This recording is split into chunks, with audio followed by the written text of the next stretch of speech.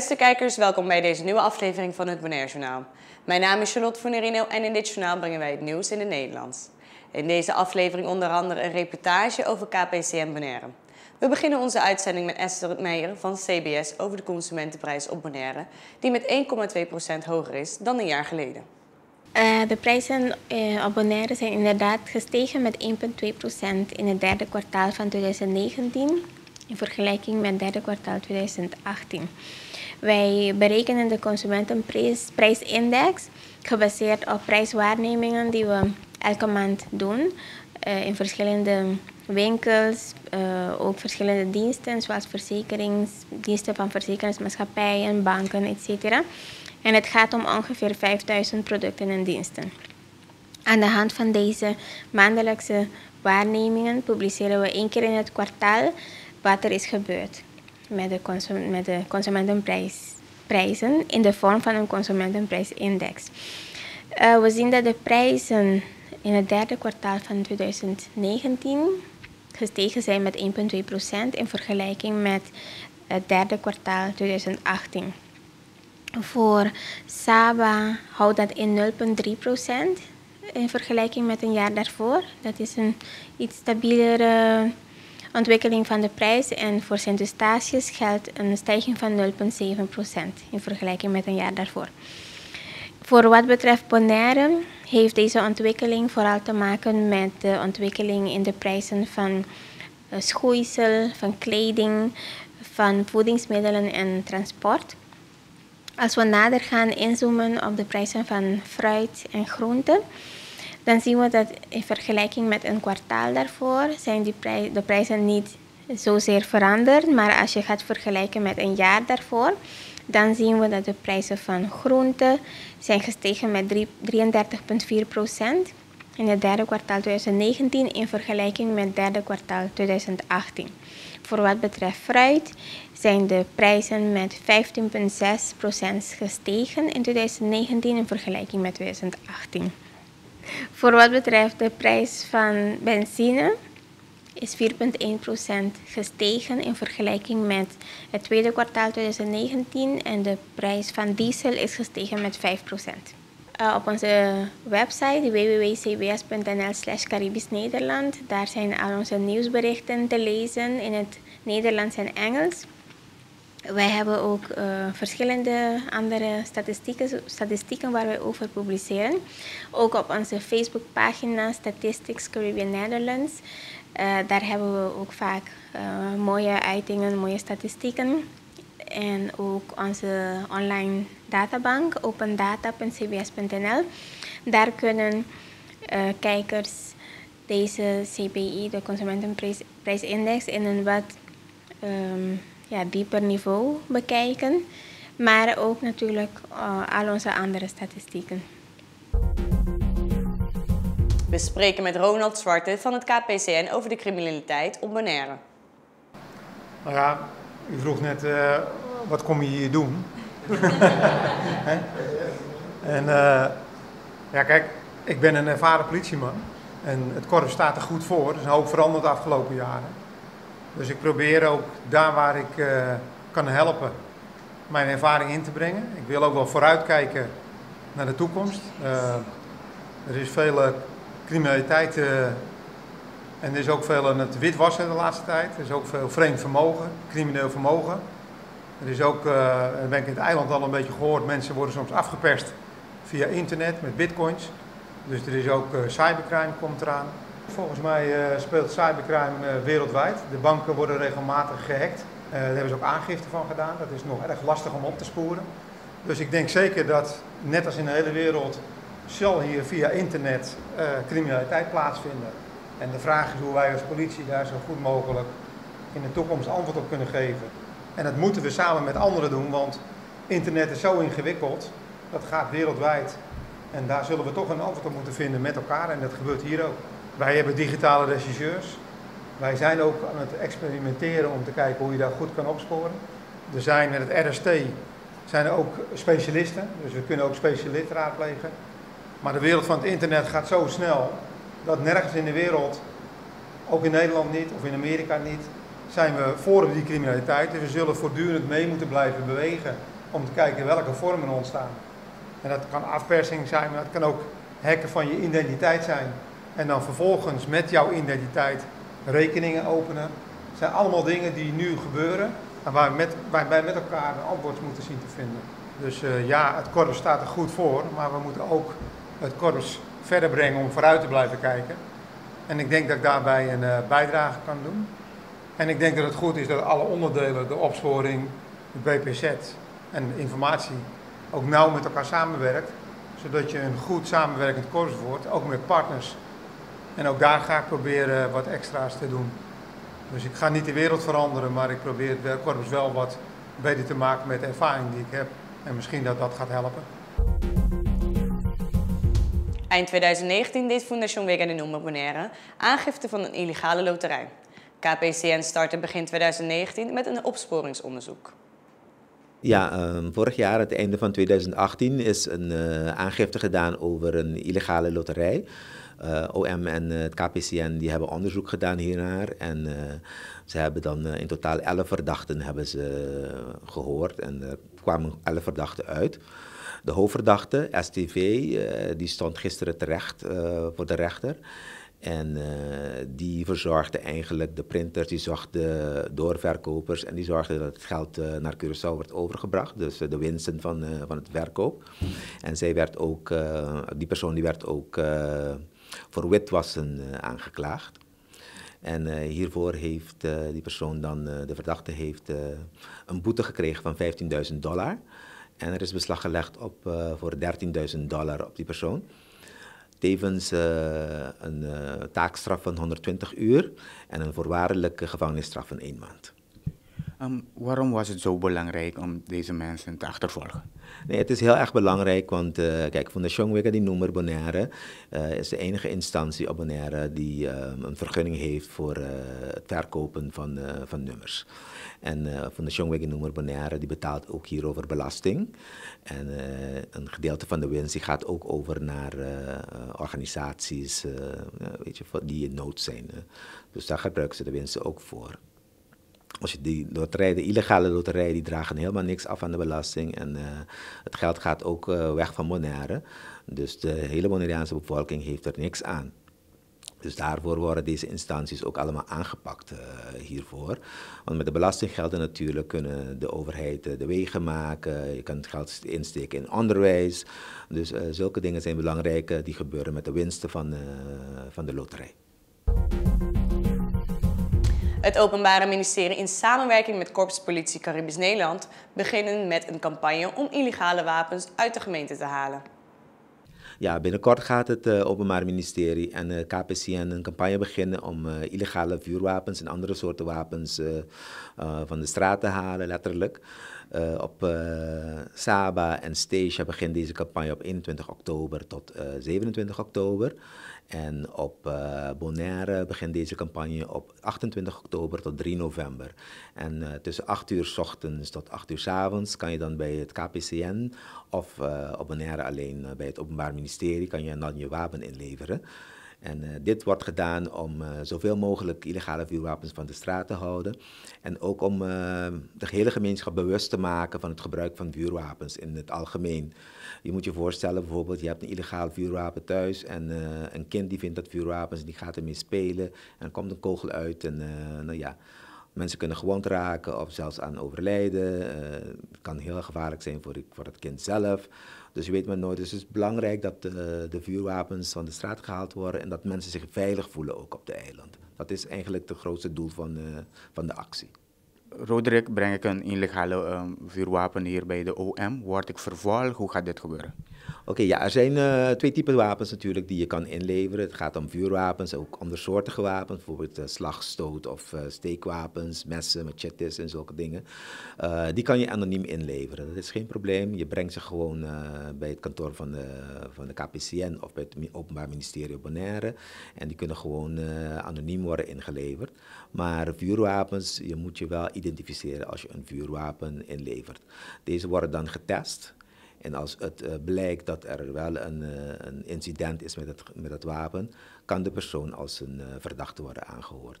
En dat is belangrijk, want ja, als je een schietincident hebt, je hebt een attrake gepleegd of zoiets en dan kom je lekker je vuurwapen inleveren. Dat kan niet, hè? Dus we moeten wel testen dat er geen incidenten meer zijn. Het is belangrijk dat mensen, als je een wapen vindt of iemand weet met een wapen en je weet dat er geen incidenten meer zijn, dan kan je dat gewoon normaal inleveren, kan je identificeren en er zijn verder geen gevolgen voor de personen die dat doen. Roderick, waarom zo'n campagne op Bonaire en de Besseilanden? Nou, de hele campagne is tweedelig eigenlijk. Het is meer een bewustwording, dat mensen zich bewust worden van het gevaar van veel wapens op straat. Denk bijvoorbeeld wat nu heel actueel is aan het overval op Van de Tweel. Hebben ze ook illegale vuurwapens gebruikt. Ja, niet alleen de mensen die daar waren, die waren helemaal getraumatiseerd. Maar de hele gemeenschap is erdoor geschokt over het geweld dat kan gebeuren met vuurwapens. Dus het is belangrijk dat mensen dat weten, dat ze zich bewust van worden. En het is ook belangrijk dat de illegale vuurwapens van de straat worden gehaald. Dus het is een tweedelige campagne. En we hopen dat mensen echt komen inleveren. En mocht het zijn dat er geen incidenten zijn, dan is er geen vervolging, er is verder geen consequenties voor de personen.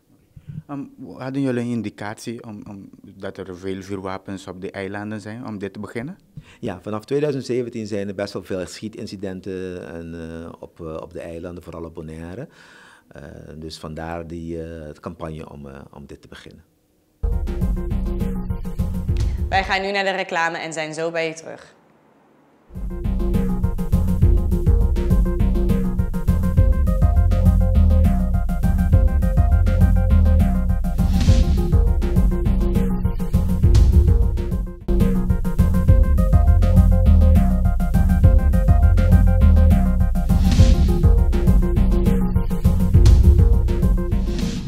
Welkom terug bij het Bonaire Journaal. Regata 2019 is weer achter de rug. We spreken met Sena Cecilia van Sinapa Bonaire over de natuursituatie na de regata. Voor regata hadden we een goede week van de regata. We hadden geen grote problemen, hier en daar kleine infracties, maar de ranges waren snel, dus het was niks groots geworden. Er zijn dingen wel dat we moeten bespreken, zodat het beter gaat volgende keer.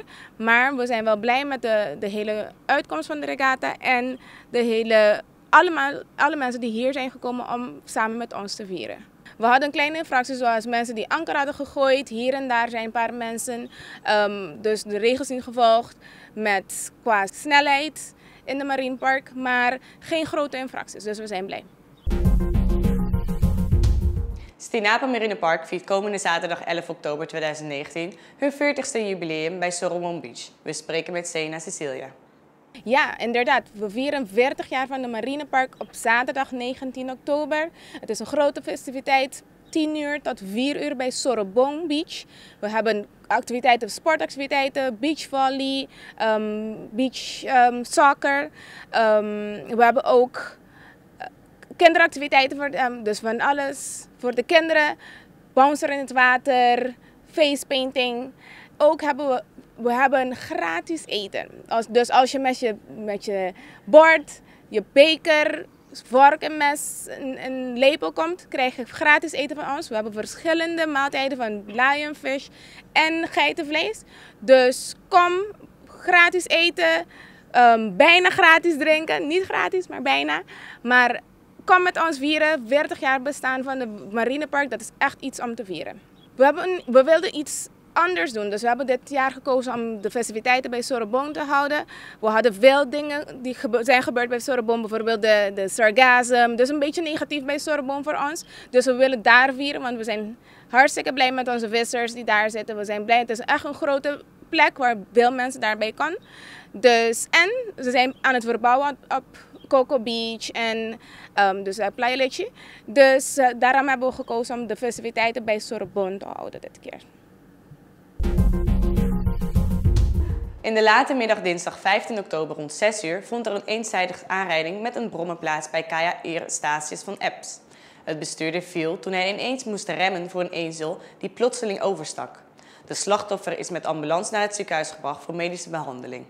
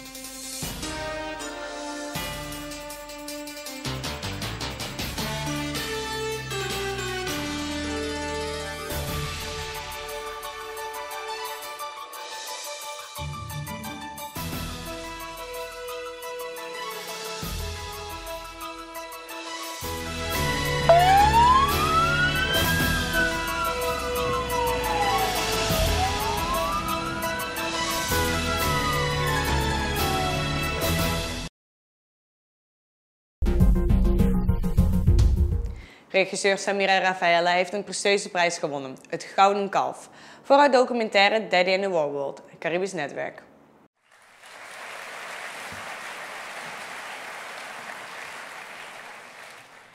En het Gouden Kalf voor de beste korte documentaire 2019 gaat naar... De waarheid over mijn vader van Samira Rafael.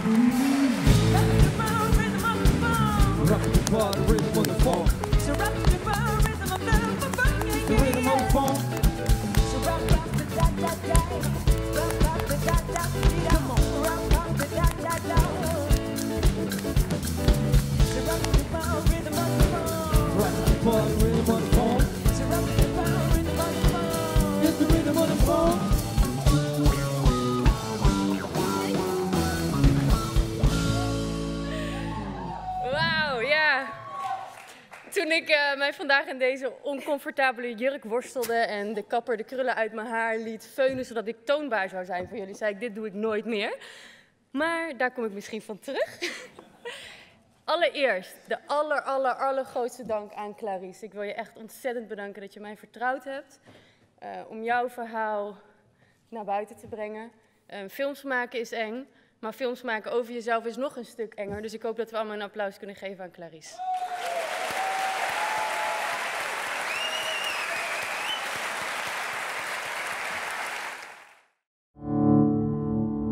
Camera loopt. Daddy? You ready? Taylor's army of drug-up child soldiers are raping and killing our citizens. Were you friends with Charles Taylor? Yes, I was friendly with all of them.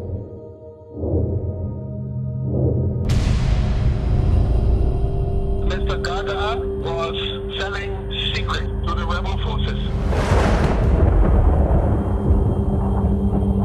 I came here looking for the court documents. I couldn't find them.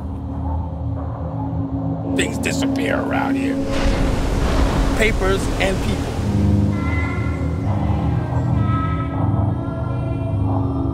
He trusts me to do the right thing for him. You can never tell what war does to a human being. It brings out the beast in man. He is not the angel that somebody is trying to paint him to be. Maybe he did terrible things. Maybe. You never find him unless you search for them. Go searching. So you can know who your father actually is.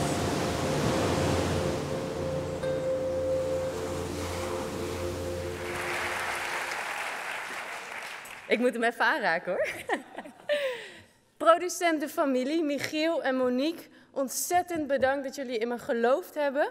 Milene, Judith, Bram Baks en alle andere mensen van de redactie die hemel en aarde hebben bewogen toen ik in paniek besloot dat ik slangen in een film moest hebben die nooit de kut hebben gehaald. Ontzettend bedankt. Het Kobo-fonds, het Filmfonds, BNN-Vara, dank jullie wel dat ik mijn eigen visie mocht uitvoeren. En dan natuurlijk mijn crew. Sommige mensen met wie ik al jaren werk, Jeffrey Rothuizen, ik ben ontzettend trots op jou. Dank je wel dat je elke keer als ik je push een stapje met me meega. Diego van Uden, dank je wel voor je prachtige geluid. Paul de Heer, ik weet dat je aan het kijken bent via de livestream. Dank je wel voor al het geduld dat je met me hebt gehad in de montage. Jeroen Goeiers voor het geluid, Joost Zelen als coaching, Barend Onderweer voor de grading. Mijn eigen vader is 8 weken geleden overleden. En hij heeft mij altijd geleerd, of via hem heb ik altijd geleerd dat het leven niet zwart-wit is en uit heel veel kleurschakeringen bestaat. En daardoor kan ik de films maken die ik maak. Dus dit kalf draag ik op aan hem. Dank jullie wel.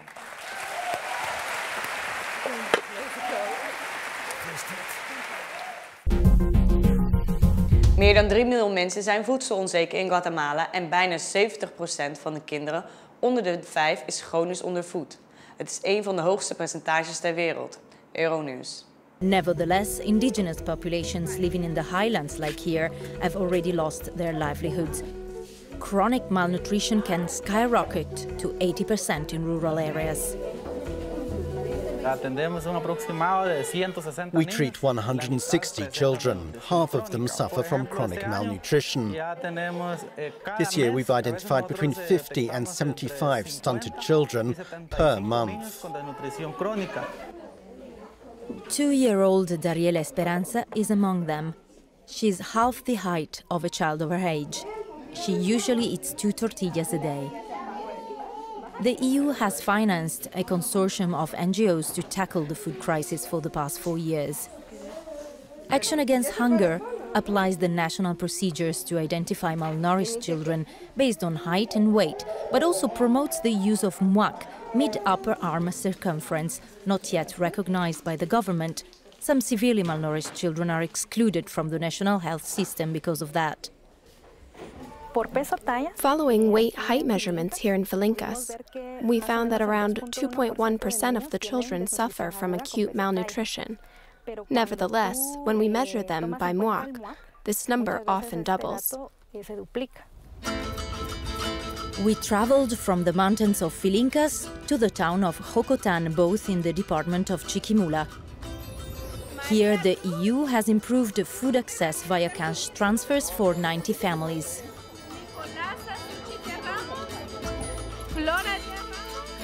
They are the most vulnerable ones selected by the local organization ASEDECI in the rural community of Matassano. The EU helps a total of 14,000 people in 4 departments.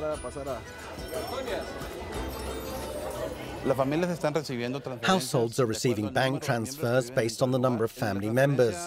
They receive around €14 monthly per person for 3 months. Doña Emma received the equivalent of €140. She will buy corn, sugar, beans, vegetables and meat. This food will feed Emma's family of 11, including one child with acute malnutrition for 1 month. I'm buying for the kids so that they can eat something at home, because we don't have money, we have no jobs. Time to go back to the mountains of Matassano, 10 kilometers away from town. For Emma's family, it's a day of celebration. They usually eat tortillas. A chicken is a treat, even when it's split by 11. They used to farm the land, but 8 years of no rain left their fields barren. We sow the seeds, but there is no harvest. The plants grow a little bit, be it vegetables, corn, beans, and then the stem withers because it doesn't rain. There is no food for our children, corn is more expensive, there is no work, so you just have to cope with the hunger. The consortium of NGOs financed by EU humanitarian aid responds to the emergency with a standardized approach in the whole country. Malnutrition is a multi-sector problem. We have to tackle it from the angle of food security, from the angle of health, and through water sanitation. We need to guarantee the child won't get ill again. This is why NGOs work on these 3 sectors. The challenge in Guatemala is to break the seasonal cycle of food insecurity. This is why the EU is also connecting families like Emma's with development projects to build more sustainable livelihoods. U keek naar het Bonaire Journaal van deze week. Mijn naam is Charlotte van der Rino. Ik wens u nog een hele fijne avond en graag tot de volgende keer.